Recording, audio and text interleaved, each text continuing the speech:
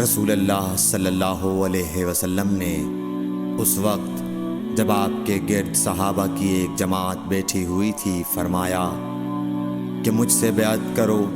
اس بات پر کہ اللہ کے ساتھ کسی کو شریک نہ کرو گے، چوری نہ کرو گے، زنا نہ کرو گے، اپنی اولاد کو قتل نہ کرو گے، اور ناعمدن کسی پر کوئی ناحق بہتان باندھو گے، اور کسی بھی اچھی بات میں اللہ کی نافرمانی نہ کرو گے۔ جو کوئی تم میں اس عہد کو پورا کرے گا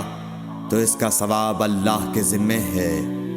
اور جو کوئی ان بری باتوں میں سے کسی کا ارتکاب کرے اور اسے دنیا میں اسلامی قانون کے تحت سزا دے دی گئی تو یہ سزا اس کے گناہوں کے لیے بدلہ ہو جائے گی، اور جو کوئی ان میں سے کسی بات میں مبتلا ہو گیا اور اللہ نے اس کے گناہ کو چھپا لیا تو پھر اس کا معاملہ اللہ کے حوالے ہے، اگر چاہے معاف کرے اور اگر چاہے سزا دے دے۔ عبادہ کہتے ہیں کہ پھر ہم سب نے ان سب باتوں پر آپ صلی اللہ علیہ وسلم سے بیعت کر لی۔ صحیح بخاری